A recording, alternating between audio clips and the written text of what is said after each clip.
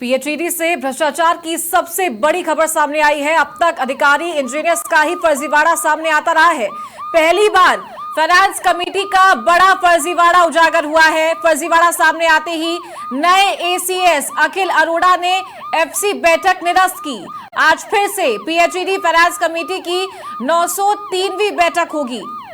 बैठक में पुरानी 903वीं एफसी बैठक की सभी एजेंडों को भी ड्रॉप कर दिया गया। दरअसल पीएचईडी की 903वीं एफसी में मिलीभगत से बड़ा खेल हुआ था। करोड़ों के टेंडर के जो एजेंडे 903वीं एफसी में लगे ही नहीं, उन एजेंडों को भी बैकडोर से एफसी में शामिल करके अप्रूव किया गया। कुछ खास पीएचईडी अधिकारियों की मिलीभगत से ये खेल खेला गया था और फिर पीएचईडी मंत्री ने भी बैठक के मिनट्स की फाइल अप्रूव कर दी। लेकिन इस दौरान पीएचईडी में अतिरिक्त मुख्य सचिव पद पर बवाल हो गया और नए एसीएस अखिल अरोड़ा ने 903वीं एफसी के मिनट्स अप्रूव्ड नहीं किए। दरअसल एसीएस तक 902 और 903वीं एफसी में हुए फर्जीवाड़े की जानकारी पहुंची थी। इस पूरे खेल से एक बार फिर पीएचईडी में चल रहे फर्जीवाड़ों की पोल खुल गई है। 903वीं एफसी के निरस्त होने से तत्कालीन एसीएस भास्कर सावंत पर सवाल उठे। पीएचईडी के इतिहास में एफसी को लेकर पहली बार ऐसा एक्शन हुआ है जब एफसी होने के बाद फर्जीवाड़े के चलते उसे निरस्त किया गया। पिछले 4 सालों में पीएचईडी ने एफसी को लेकर ऐसे कई बड़े रिकॉर्ड बनाए हैं। तो इससे पहले भी पिछली कई एफसी के मिनट्स भी मिलीभगत से चेंज हो गए थे। ठेका कंपनियों को सैकड़ों करोड़ का फायदा पहुंचाने का यह खेल किया गया था। आखिर पीएचईडी में किसके इशारे पर करोड़ों के फर्जीवाड़े का खेल हुआ है और कैसे पीएचईडी फाइनेंस कमेटी ने इतने बड़े फर्जीवाड़े को अंजाम दिया? क्या पीएचईडी में ठेका कंपनियां ही ऑपरेट कर रही है फाइनेंस कमेटी को? अब सवाल उठता है कि क्या नए एसीएस अखिल अरोड़ा इस मामले में कोई एक्शन लेंगे? क्या इस फर्जीवाड़े के खेल में लिप्त पीएचईडी अधिकारी इंजीनियर्स पर कार्रवाई होगी या फिर पीएचईडी के महाभ्रष्ट तंत्र के आगे एसीएस अखिल अरोड़ा भी फेल हो जाएंगे?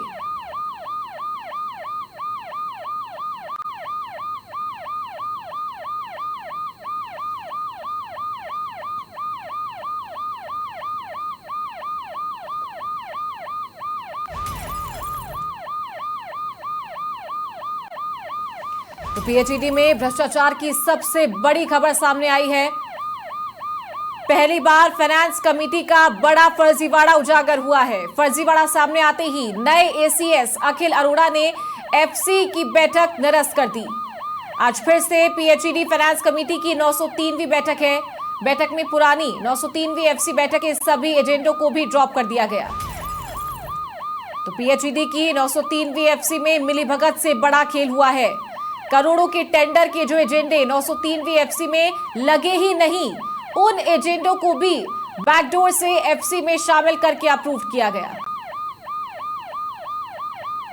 तो कुछ खास पीएचईडी अधिकारियों की मिलीभगत से यह खेल खेला गया था और फिर पीएचईडी मंत्री ने भी बैठक के मिनट्स की फाइल अप्रूव कर दी। इस दौरान पीएचईडी में अतिरिक्त मुख्य सचिव पद पर बदलाव हो गया था और नए एसीएस अखिल अरोड़ा ने 903वीं एफसी के मिनट्स अप्रूव्ड नहीं किए। तो एसीएस तक 902 और 903वीं एफसी में हुए फर्जीवाड़े की जानकारी पहुंची थी और एक बार फिर से इस फर्जीवाड़े के चलते भ्रष्टाचार की पोल खुली है पीएचईडी में। 903वीं एफसी के निरस्त होने से तत्कालीन एसीएस भास्कर सावंत पर सवाल उठे हैं। पहली बार इतिहास में एफसी को लेकर ऐसा एक्शन लिया गया।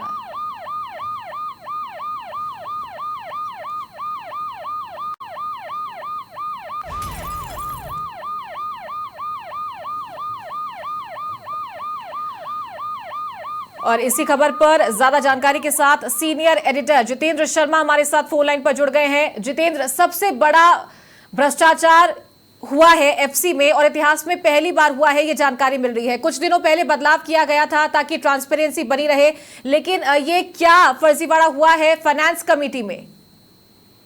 देखिए चारू, सबसे पहले तो मैं बताना चाहूंगा कि जो जलदाय विभाग में टेंडर अप्रूवल के लिए जो सर्वोच्च कमेटी होती है वो फाइनेंस कमेटी होती है। इस कमेटी द्वारा ही टेंडरों के सारे गुणों अवगुणों का अध्ययन किया जाता है और उसके बाद टेंडर को अप्रूव किया जाता है और उसी के बाद में उस टेंडर के वर्क ऑर्डर जारी होते हैं। अब तक जलदाय विभाग में जो फर्जीवाड़े और भ्रष्टाचार का खेल हो रहा था वो अधिकारी, इंजीनियर और ठेका कंपनियों की मिलीभगत से हो रहा था, लेकिन पहली बार ये बड़ा चौंकाने वाला मामला सामने आया है कि जलदाय विभाग में जो फाइनेंस कमेटी है वो भी इस फर्जीवाड़े के खेल में इन्वॉल्व पाई गई। और उसका एक सबसे बड़ा उदाहरण है कि जो 15 जून को फाइनेंस कमेटी की जो 903वीं बैठक हुई थी, उस बैठक में जो एजेंडे शामिल ही नहीं थे, जिनको अप्रूवल के लिए कोई भी एफसी में एजेंडा लगता है वो पहले एजेंडा सबमिट किया जाता है, उस एजेंडे को कमेटी के सदस्यों द्वारा अध्ययन किया जाता है और उसके बाद में उस पर निर्णय लिया जाता है। लेकिन जो एजेंडा बैठक में लगा ही नहीं, उस एजेंडे को बैठक होने के बाद में करीब 3 से 4 ऐसे करोड़ों रुपए के टेंडरों से जुड़े हुए एजेंडे उस बैठक में शामिल कर लिए गए, जो बैठक के दौरान शामिल नहीं थे, एजेंडे में भी शामिल नहीं थे, लेकिन बैकडोर से उनको बैठक होने के बाद में उनकी एंट्री की गई और उनको अप्रूव कर दिया गया। ये बड़ा खेल हुआ था। इससे पहले 902वीं बैठक में भी ऐसे कई फर्जीवाड़े और भ्रष्टाचार से जुड़े हुए टेंडरों को इन्होंने शामिल किया और उनको अप्रूव कर दिया था। जब इनका ये खेल चल ही रहा था, लेकिन इसी दौरान ब्यूरोक्रेसी में बदलाव हो गया और पीएचडी के एसीएस भास्कर सावंत की जगह नए एसीएस अखिल अरोड़ा आ गए। उन तक ये मामला पहुंचा तो उन्होंने इस पूरे मामले की जांच करवाई तो ये सारी चीज सामने आ गई। अब सबसे बड़ा सवाल ये है, उन्होंने पिछली जो फाइनेंस कमेटी की 903वीं बैठक थी उसको बैठक को नल एंड अवॉइड कर दिया, निरस्त कर दिया पूरी तरीके से, और नए सिरे से बैठक आयोजित की है, नए सिरे से आज बैठक बुलाई है। सबसे बड़ा खेल ये है कि जब बैठक में कोई एजेंडा शामिल नहीं हुआ तो वो एजेंडा एफसी में कैसे अप्रूव हो गया, पहला सवाल ये हो गया समाचार प्लस का। दूसरा सवाल ये है कि जिस एजेंडे पे चर्चा ही नहीं हुई उसके मिनट्स एफसी में कैसे आ गए, और वो मिनट्स ऊपर के स्तर से, यानी कि ये जो मिनट्स है वो पीएचडी मंत्री के यहाँ फाइल जाती है और वहां से अप्रूव होने के बाद ही इसके मिनट्स नीचे आते हैं, एसीएस के पास आते हैं, एसीएस उसको अप्रूव करता है और उसके बाद उसके मिनट्स जारी होते हैं। मंत्री के स्तर से ये एजेंडे अप्रूव होके आ गए और मिनट्स अप्रूव होके आ गए, फाइल आ गई नीचे, लेकिन तब तक नए एसीएस की जानकारी में ये फर्जीवाड़ा आ चुका था। उन्होंने मिनट्स पर साइन करने से मना कर दिया, बल्कि उन्होंने एक्शन लेते हुए तुरंत जो 903वीं एफसी थी, क्योंकि एफसी का चेयरमैन एसीएस होता है, तो उन्होंने तुरंत, क्योंकि अपने स्तर का मामला था, तो उन्होंने तुरंत इस एफसी को निरस्त किया, इसके सभी एजेंडों को ड्रॉप किया और नए सिरे से अब एफसी की बैठक आयोजित हुई। अब सवाल ये उठता है कि ये फर्जीवाड़ा आखिरकार किसके लिए किया गया, क्यों किया गया और किसने किया, ये जांच का विषय है। अब सवाल हमारा समाचार प्लस की तरफ से एसीएस अखिल अरोड़ा से ये सवाल है कि आखिरकार इस मामले पर उन्होंने एफसी को निरस्त करके एक रोक तो लगा दी, लेकिन इन फर्जीवाड़ा करने वाले अधिकारियों पर क्या उन्होंने कार्रवाई की, कार्रवाई नहीं की तो क्यों नहीं की, क्या आने वाले समय में वो इस पूरे मामले की जांच करवा के कार्रवाई करेंगे, और जिन अधिकारी, इंजीनियर्स और उच्च स्तर से इसकी मिलीभगत सामने आई है, क्या उनके खिलाफ कार्रवाई होगी। ये अपने आप में पीएचडी के इतिहास का एक बहुत बड़ा मामला है कि जो पीएचडी की सर्वोच्च बॉडी है वो ही भ्रष्टाचार में लिप्त पाई गई है, तो नीचे के अधिकारियों का तो फिर कौन क्या कार्रवाई करेगा।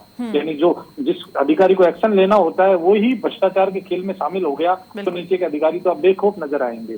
तो अब समाचार प्लस का सबसे बड़ा सवाल ये है कि महाभ्रष्ट तंत्र को लगाम लगाने के लिए क्या अखिल अरोड़ा इस पूरे मामले में कोई बड़ा एक्शन लेंगे, या फिर पीएचडी में ये भ्रष्टाचार का खेल है उसके आगे एक बार फिर पिछले कई एसीएस और अधिकारी फेल होते आए हैं, तो क्या ये नए आईएएस भी इस पूरे मामले में फेल होते नजर आएंगे, ये अब एक बड़ा सवाल है। जी बिल्कुल जितेंद्र, गत दिनों जिस तरीके से बदलाव पीएचडी में किए गए थे, जब नए एसीएस यहाँ पहुंचे हैं, अखिल अरोड़ा, और जिम्मेदारी संभाली है कि जो टेंडर्स हैं वो जारी किए जाते हैं, तो पहले अधिकारी, कर्मचारी, ठेकेदार ये एफसी के नाम पर भ्रष्टाचार करते थे और एफसी के नाम पर ही सारा भंडाफोड़ कर देते थे कि उनके ऊपर सारा ब्लेम जाता था। तो उनकी जिम्मेदारी अब ये दी गई थी कि टेंडर्स का जो काम होगा वो अधिकारी के ऊपर होगा, कर्मचारी के ऊपर होगा, उन्हीं के द्वारा ये पास किया जाएगा। लेकिन अब फाइनेंस कमेटी सबसे बड़ी भ्रष्टाचार में ये पाई गई है, लिप्त पाई गई है ये पूरी कमेटी।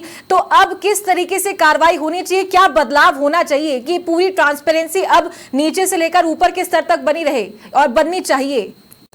देखिए चारों, मैं बताना चाहूंगा सबसे पहले तो इसके बदलाव की उन्होंने प्रक्रिया शुरू कर दी है। अब इसके लिए एक पूरी जो कमेटी होती है फाइनेंस कमेटी में, उसमें जो एजेंडा जाता है, उस एजेंडे के लिए प्रोक्योरमेंट कमेटी का जो एजेंडा है उसके लिए कमेटियां इन्होंने बना दी, और उन्हीं कमेटियों के अप्रूवल के लिए, उनके मिनट्स जारी करने के लिए आज की बैठक में इस एजेंडे को शामिल किया गया है। इसके अलावा बैठक में और कोई नया एजेंडा, जो पिछली बैठक में एफसी की बैठक में जो जितने भी एजेंडे लगे थे उन सबको ड्रॉप कर दिया था, और आज सिर्फ ये 2 एजेंडे हैं। एक तो 902वीं बैठक में के मिनट्स के अप्रूव करने हैं, दूसरा है जो विभिन्न प्रोक्योरमेंट कमेटियां बनाई है नए एसीएस में आकर, उन कमेटियों का कार्य निर्धारण का एजेंडा, कौन से अधिकारी की क्या जिम्मेदारी रहेगी, वो कैसे उस एजेंडे को आगे पुटअप करेगा, आगे भेजेगा, और उसमें अगर कोई गड़बड़ी रहती है तो उस अधिकारी की क्या क्या जिम्मेदारी है, उसी को लेकर आज की बैठक में ये निर्णय होना है।